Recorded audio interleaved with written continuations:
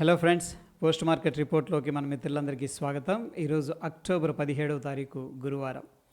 ఈరోజు ఒక స్టాక్ గురించి మాట్లాడుకోవాల్సి ఉంది. ఆ స్టాక్ వచ్చేసరికి మనందరికీ తెలిసిందే, Bajaj auto. In a single డేలో 13% అనేది డ్రాప్ అయింది. అసలు దీని వెనక రీజన్ ఏంటి అనేది వెరీ బేసిక్గా మనం చూసుకున్నట్టు ఫ్రెండ్స్ చాలా సింపుల్గా అనిపిస్తూ ఉంటుంది. చూడండి, ఇక్కడ ఎగ్జిక్యూటివ్ డైరెక్టర్ ఎవరైతే ఉన్నారో బజాజ్ ఆటోకు సంబంధించి వాళ్ళు ఏమన్నారంటే నిన్నటి రోజున కామెంట్ చేశారనమాట. ఏమని, ఈ యొక్క గ్రోత్ అనేది టూ వీలర్ సేల్స్ అనేవి అంత ఆశించినంతగా లేవు అని చెప్పేసి చెప్పడం జరుగుతుంది. ఇండియాలో ఏంటంటే ఒక సెంటిమెంట్ ఉంది, ఏదైనా ఫెస్టివల్స్ వచ్చినాయి అనుకోండి, గోల్డ్ కానీ లేకపోతే వెహికల్స్ కొనటం అనేది ఒక ఆనవాయితీ అనమాట. బట్ ఈసారి అనుకున్నంత మొమెంటం లేదు, అనుకున్నంత సేల్స్ అయితే లేవు. ఈవెన్ దో 6,000 to 5,000 అనేది బైక్కి డిస్కౌంట్ ఇస్తున్నా సరే అంత ఆదరణ అనేది లభించట్లేదు అని చెప్పేసి కామెంట్ చేయడం జరిగింది. అయితే వీళ్ళు రిజల్ట్స్ అనేది అనౌన్స్ చేయబోతున్నారన్నమాట ఈ మంత్లో.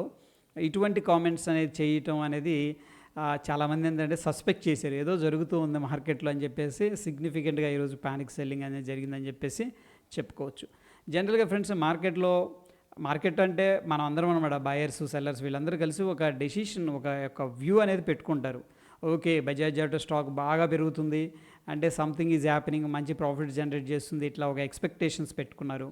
ఎప్పుడైతే ఎగ్జిక్యూటివ్ డైరెక్టర్ రాకేష్ శర్మ గారు వచ్చి పెద్దగా సేల్స్ అనేది లేదు అని రిజల్ట్స్ వచ్చే ముందు చెప్పడం అనేది సడన్గా ఏంటంటే వీళ్ళకి ఓకే సంథింగ్ ఈజ్ హ్యాపెనింగ్ అని చెప్పేసి ఒక డౌట్ అనేది రావడం అనేది జరిగింది.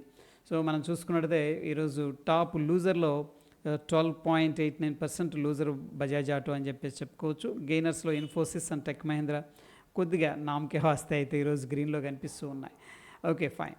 దాని తర్వాత ఫ్రెండ్స్, ఈరోజు ఒక ఐటీ సెక్టార్ని మినహాయిస్తే ఏ ఒక్కటి కూడా గ్రీన్లో లేదు.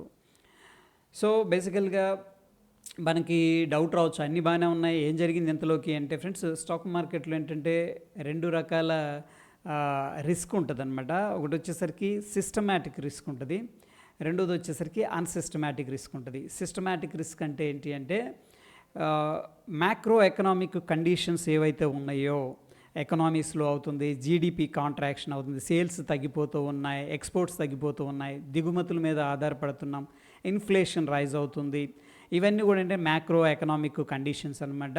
దీనివల్ల కూడా మార్కెట్ ఒక్కొక్కసారి ఏంటంటే ఏ రీజన్ ఉండదు, ఇవే రీజన్స్, మేజర్ రీజన్స్ లేదా జియో పొలిటికల్ ఇష్యూస్, వీటి వల్ల మార్కెట్ అనేది పడిపోతూ ఉంటుంది. ఓకే, ఈవెన్ రెసిషన్ అంటాం కదా, ఇటువంటి కారణాల వల్ల. అటువంటి కారణాలు ఇప్పుడు కనిపిస్తూ ఉన్నాయి. దీంట్లో మనం చెప్పుకోవాలనుకుంటే 2 months బ్యాక్ మనం ఒకసారి చెప్పుకున్నాం ఏంటంటే కంటిన్యూస్గా 2 months ఆటో సేల్స్ అనేది తగ్గుతూ వచ్చినాయి. ఇవి ఫస్ట్ సిగ్నల్స్ అనమాట. ఎప్పుడైతే లగ్జరీ ఐటమ్స్ అనేది వాటి యొక్క సేల్స్ కానీ వాటి యొక్క ఇంప్రూవ్మెంట్, వాటి యొక్క గ్రోత్ అనేది ఆగిపోతుందో ఫస్ట్ సైన్ అది. ఓకే, సో మేబీ సిగ్నల్స్ ఇస్తుంది మనకి ఇండైరెక్ట్గా అని చెప్పేసి మనం ఒక కాషన్ అనేది పెట్టుకోవడం జరిగింది. దాని తర్వాత మనం చూసుకున్నది ఇప్పుడేం జరిగిందంటే చైనా ఏం చేసింది, స్టిమ్యులేషన్ అనేది స్టార్ట్ చేయడం వల్ల కొంతమంది ఎస్పెషల్లీ ఎఫ్ఐఎస్ ఏం చేస్తున్నారు అంటే అక్కడ మంచి రిటర్న్స్ వస్తాయి, 3 ఏళ్ళ నుంచి బాగాలేదు కదా, మంచి తక్కువ వాల్యుయేషన్స్లో ఉన్నాయనే ఒక సెంటిమెంట్ కూడా మార్కెట్లో నుంచి పుల్ చేస్తుంది అనమాట. అంటే అందరూ కూడా ఇన్వెస్టర్స్ విత్డ్రా చేసే ప్రయత్నం అనేది చేస్తున్నారు ప్రస్తుతానికి. ఓకే, ఆ యొక్క కారణాల వల్ల ఏంటంటే మార్కెట్ అనేది కిందకు వెళ్తూ ఉంది. స్టాక్స్ అన్నీ బాగానే ఉన్నాయి, దాని పర్ఫార్మెన్స్ బాగానే ఉంది, బట్ మ్యాక్రో ఎకనామిక్స్ కండిషన్స్లో కొంత చేంజెస్ అనేది జరుగుతూ ఉన్నాయి. దట్ ఈస్ ద రీజన్ అని చెప్పేసి మనం చెప్పుకోవచ్చు. ఇక సెకండ్ది అన్సిస్టమాటిక్ రిస్క్ అనుకున్నాం కదా, అదేంటంటే ఒక్కొక్కసారి ఒక్కో సెక్టార్ని ఇంప్రూవ్ చేస్తుంది, ఒక్కో సెక్టార్ని డౌన్గ్రేడ్ చేస్తూ ఉంటుంది. ఫర్ ఎగ్జాంపుల్ మనకి కోవిడ్ టైంలో చూసుకున్నాం అనుకోండి, షాపులు ఎవరైతే లగ్జరీ పెద్ద పెద్ద షాపులు రన్ చేస్తున్నారు వాళ్ళందరూ కూడా ఏంటంటే ఇబ్బంది పడ్డారు. At the same time online ఏదైతే గ్రోసరీస్ డెలివరీ చేస్తున్నారో వాళ్ళకి డిమాండ్ అనేది క్రియేట్ అయింది. అండ్ ఆఫ్ కోర్స్ ఆ టైంలో మెడిసిన్ కానీ మెడికేషన్స్ కానీ అటువంటికి సంబంధించిన కంపెనీలు అండ్ ఏపీఐ ఏదైతే ఉన్నాయో ఫార్మా కంపెనీస్, వాటికి స్ట్రాంగ్ డిమాండ్ అనేది రావడం జరుగుతుంది. ఓకే, ఇది అన్సిస్టమాటిక్ రిస్క్ అనమాట. ఓకే, ఇటువంటి రిస్క్ నుంచి మనం బయటపడవచ్చు. ఫర్ ఎగ్జాంపుల్ బ్యాంకింగ్ సెక్టర్ బాగాలేదనుకోండి, మనం అట్లీస్ట్ డైవర్సిఫికేషన్ చేసుకోవచ్చు. బట్ సిస్టమాటిక్ రిస్క్ ఉన్నప్పుడు అంటే ఎంటైర్ వరల్డ్లో ఒక ఎకనామిక్ అన్సర్టనిటీ, ఎకనామిక్ రెసిషన్, ఇటువంటి సిచ్యువేషన్స్ ఉన్నప్పుడు ఏంటంటే ఇది సహజమైన విషయమే మార్కెట్లో కిందకు వెళ్ళిపోవడం అనేది.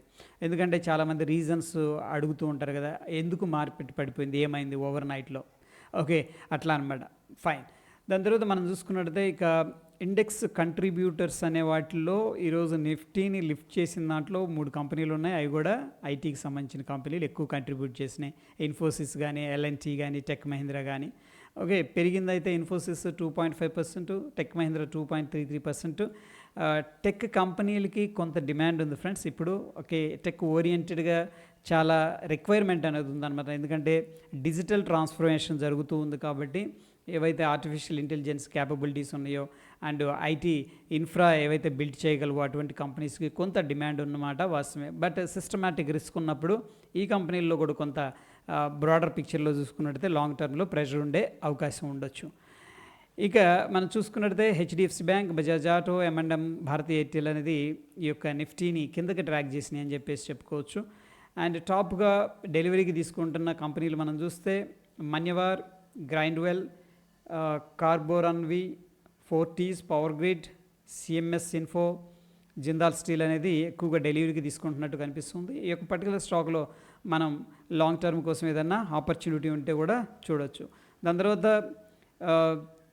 ఇక్కడ రిలేటివ్గా అవుట్ పర్ఫామ్ చేస్తున్న వాటిలో new land lab, Motilal Oswal financials, Dhani, Ushamart, Angel one, IFB industries ఇవి క్యాపిటల్ మార్కెట్స్కి సంబంధించిన స్టాక్స్ అవుట్ పర్ఫామ్ చేస్తూ ఉన్నాయని చెప్పేసి మనకు క్లియర్గా తెలుస్తుంది. ముఖ్యంగా మోతీలాల్ ఒస్వాల్ కానీ, ధని కానీ అండ్ ఏంజిల్ వన్ కానీ ఇవన్నీ కూడా క్యాపిటల్ మార్కెట్స్కి సంబంధించిన స్టాక్స్ అనమాట.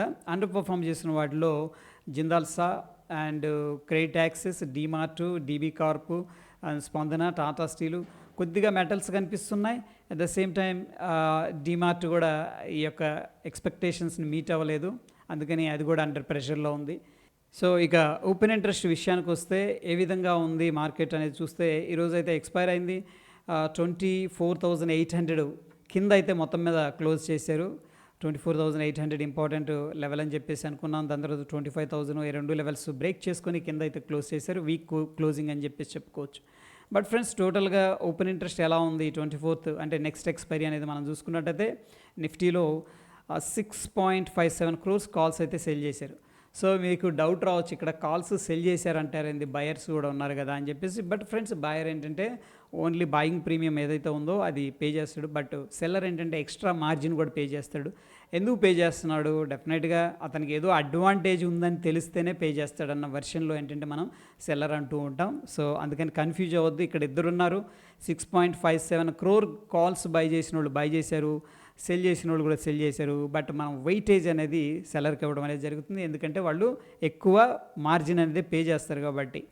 ఇక పుట్ సైడ్ ఓపెన్ ఇంట్రెస్ట్ అనేది 3.73 crores మాత్రమే ఉంది. ఎనీహౌ ప్రస్తుతం ఉన్న సిచ్యువేషన్లో పుట్ కాల్ రేషియో 0.57. స్టిల్ ఏంటంటే ఫ్రెండ్స్ బిగ్గర్ పిక్చర్లో మనకి కొంత బేరిష్ సెంటిమెంట్ అనేది కనిపిస్తుంది ఓవరాల్గా. ఇక బ్యాంక్ నిఫ్టీ అనేది ఒకసారి చూద్దాం. 23rd ఎక్స్పైరీ ఉంది. టోటల్గా ఎలా ఉందనేది మనం చూస్తే ఇక్కడ కాల్స్ 3.36 crores అయితే సెల్ చేశారు. పుట్స్ అయితే 2.26 crores సెల్ చేశారు. పుట్ కాల్ రేషియో అయితే 0.67% కనిపిస్తుంది. ఇన్ ఏ బ్రాడర్ పిక్చర్లో మనం మాట్లాడుకోవాలంటే బ్యాంక్ నిఫ్టీలో కూడా కొంత వీక్ సెంటిమెంట్ అనేది డెవలప్ అవుతున్నట్టు తెలుస్తూ ఉంది. ఇకపోతే ఫ్రెండ్స్ మనం ఇండియా విక్స్ అనేది రైజ్ అవుతుంది 2.57%. డెఫినెట్గా ఆప్షన్ ప్రీమియం స్లైట్గా రైజ్ అయ్యి ఉండొచ్చు. ఇక నిఫ్టీ విషయానికి వస్తే ఇంతకుముందు మనం చెప్పుకున్నాం 24,800 లెవెల్ అండ్ 25,000 లెవెల్ అనేది వెరీ ఇంపార్టెంట్ అని చెప్పేసి. 25,000 ఎగ్జాక్ట్ కాదు, 25,013 లెవెల్, ఎందుకంటే 2 times అదే లెవెల్ని సపోర్ట్గా తీసుకుంది అప్రాక్సిమేట్గా. ఆ లెవెల్ బ్రేక్ చేసింది. దాని తర్వాత 24,800 అనేది బ్రేక్ డౌన్ చేసింది. సో ఫర్దర్గా ఆ డ్రాప్ అయితే వెళుతూ ఉంది. ఎనీహౌ ఫ్రెండ్స్ మనం ఒకసారి ఫిబొనాకీ లెవెల్స్ అనేది డ్రా చేసుకుందాం, ఇంపార్టెంట్ లెవెల్స్ ఏమైనా ఉన్నాయేమో. సో 61.8 దగ్గరకు రాగానే ఏం జరిగిందంటే రిట్రేస్మెంట్ జరిగింది. అంటే ఇక్కడ ఎవరైతే షార్ట్ చేశారో ఇంపార్టెంట్ సపోర్ట్ ఉంది, అక్కడ మనం ముందు రికవర్ చేద్దామని రికవర్ చేశారు. మళ్ళీ హైయర్ ప్రైసెస్లో సెల్ చేసినట్టు తెలుస్తుంది. సో ప్రాబబ్లీ మనకి ఒకవేళ మార్కెట్ అనేది స్లిప్ అయింది ఫర్దర్గా అంటే 24,000 అనేది ఇమీడియట్గా ఉన్న ఇంపార్టెంట్ లెవెల్ అని చెప్పేసి చెప్పుకోవచ్చు. ప్రస్తుతం ఉన్న సిచ్యువేషన్లో 78.6 లెవెల్ అనేది రిట్రేస్మెంట్ ఉంది కాబట్టి.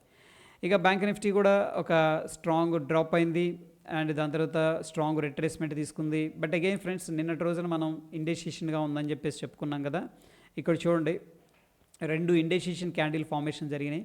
అగైన్ ఈరోజు ఏంటంటే స్ట్రాంగ్ సెల్లింగ్ అనేది జరిగింది. ప్రాబబ్లీ కంటిన్యూ అయ్యే అవకాశం ఎక్కువగా ఉంది. ఇటువంటి క్యాండిల్ అనేది వచ్చినప్పుడు కన్సోలిడేషన్ తర్వాత ఆల్రెడీ కొంత వీక్ సెంటిమెంట్ అనేది నడుస్తూ ఉంది కాబట్టి సిచ్యువేషన్లో ప్రస్తుతానికైతే మనకి 78.6 లెవెల్ దగ్గర ఏం జరిగిందంటే రిట్రేస్మెంట్ జరిగింది. అక్కడేమో 61.8 దగ్గర జరిగింది. అక్కడ నుంచి బౌన్స్. బట్ బ్యాంక్ నిఫ్టీలో అంటే కొంచెం కిందకు వచ్చింది, అక్కడ నుంచి బౌన్స్ అయింది. ఎనీహౌ ఏంటంటే మళ్ళీ కిందకి రావడం అనేది స్టార్ట్ చేస్తుంది. సో ప్రాబబ్లీ మనకి 50,676 దగ్గర రిట్రేస్మెంట్ ఉంది. ఒకవేళ ఇక్కడ ఏదన్నా వాళ్ళు ఆగాలి అని ప్లాన్ చేశారంటే probably kind of double bottom అనేది క్రియేట్ చేసి డబ్ల్యూ ప్యాటర్న్ అనేది క్రియేట్ చేసి అక్కడ నుంచి పైకి వెళ్ళాల్సిన అవసరం ఉంది. సో ప్రస్తుతం ఉన్న సిచ్యువేషన్లో మ్యాక్స్ పెయిన్ అయితే ఇంకా చాలా కిందకు వచ్చేసింది. నిన్నటి రోజున మనకి 25,200 దగ్గర ఉన్నట్టుంది. ఓకే, ఈరోజు 24,750. అంటే ఏంటి ఫ్రెండ్స్, మ్యాక్స్ పెయిన్ అంటే ఈ ప్రైస్ దగ్గరగానే ఎక్స్పైర్ అయిందంటే ఇప్పుడున్న కాంట్రాక్ట్స్ ఉన్న పొజిషన్స్ ప్రకారం ఆప్షన్ సెల్లర్కి మంచి బెనిఫిట్ వస్తుంది. ఓకే, ఈ లెవెల్ దగ్గర కన్నా ఎక్స్పైర్ అయిందంటే ఆప్షన్ బయర్కి అనేది మ్యాక్స్ లాస్ అనేది రావడం అనేది జరుగుతుంది. బట్ ఎనీహౌ ఈ యొక్క కాంట్రాక్ట్స్ అనేది డ్యూరింగ్ ద మార్కెట్ అవర్స్ ఏంటంటే మారుతూ ఉంటాయి అనుకోండి. బట్ ఒక ఓవర్వ్యూ ఈ షిఫ్ట్ అనేది మనకు తెలుస్తూ ఉంది. 25,500 దగ్గర చూసాం, దాని తర్వాత 25,200 చూసాం, దాని తర్వాత 25,000 చూసాం, ఇప్పుడు 24,750కి అయితే షిఫ్ట్ అయింది. అన్లెస్ అంటే లేదన్నా అగ్రెసివ్గా షార్ట్ రికవరీ జరిగితే తప్పితే ప్రస్తుతం ఏంటంటే ఓవరాల్గా పిక్చర్లో మనకి కొంత వీక్ సెంటిమెంట్ అయితే కనిపిస్తూ ఉంది. So that is all about post market report friends. మరొక ఇంట్రెస్టింగ్ ఎపిసోడ్తో మళ్ళీ కలుసుకుందాం ఫ్రెండ్స్. లైక్ చేసి మీ యొక్క సపోర్ట్ అనేది తెలియజేయండి, మన ఛానల్కి చాలా హెల్ప్ అవుతుంది. ధన్యవాదాలు.